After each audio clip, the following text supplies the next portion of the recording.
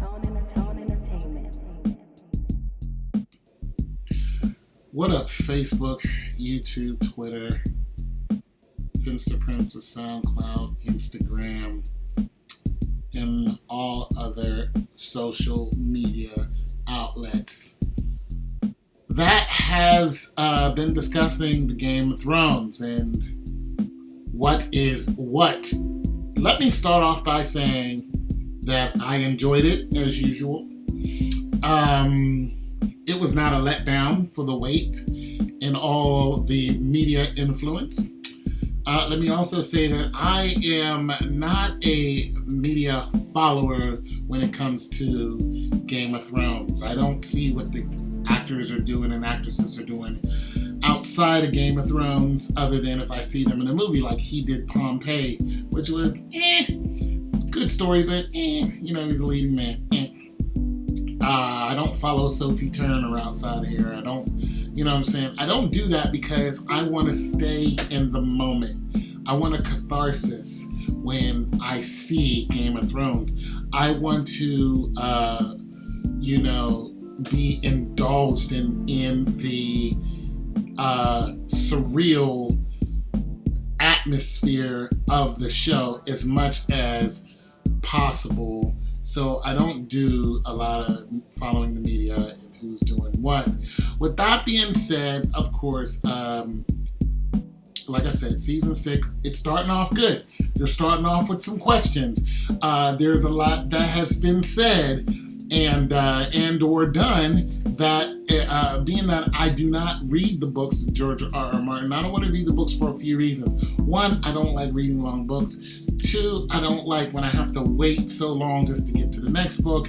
And 3, I don't want to be spoiled. I don't want a spoiler. I want to be immersed in the show because that's where I'm at. And I'm sure the book has more details, of course, that you can't put into the actual show. But the show is where I started, so I will read the books another time. Although I am glad that Maggie the Frog, I'm glad she was mentioned.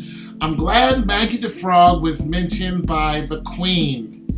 And, when she was talking to Jaime Lannister, she said, I knew this was going to happen. And I'm going to say this because I really thought that she was going to go off on him and say, it's your fault. You did this. And yeah, Myrcella died because of you, but it was the complete opposite of what I thought was going to happen because she's always blaming stuff on Jaime.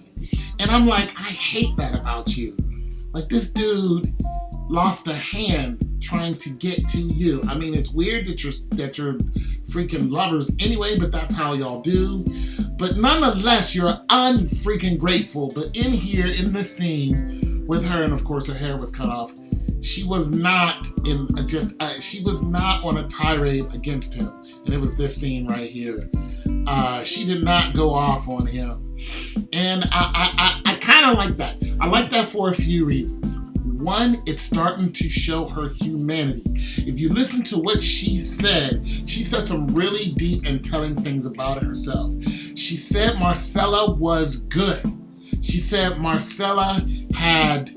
she said she doesn't know where Myrcella came from. Of course, they came from her and Jaime, but nonetheless, personality-wise, she doesn't understand why Myrcella was so good. Now, her son, who is the king now, he's also very good. He isn't bad at all, but her first son, Joffrey, of course, was just the holy terror. Nonetheless, she identified with Joffrey the most. One, he was the oldest. 2, he was just like her. So we're starting to see a different side of the Queen. She stopped fighting Jaime. Jaime, when they was in a hall of septums where their father was buried, or the son was buried, and she went off on him, and he just, he wanted to make love to her, and she didn't want to. He just took it from her.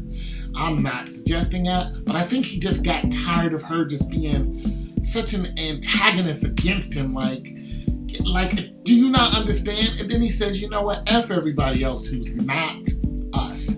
So this sets us up for the whole season as far as the Lannisters is concerned. Jaime is in charge. As far as the army is concerned, we know this. And he's like, F everybody else. He's tired. He's done. He tried. He's done. You killed my daughter. My son's dead. It's on. He's not taking no shorts from anyone. And I like this because this is a Jaime Lannister that we heard about, but we really did not get to see. This is the Jaime Lannister when he was young and just killing folks.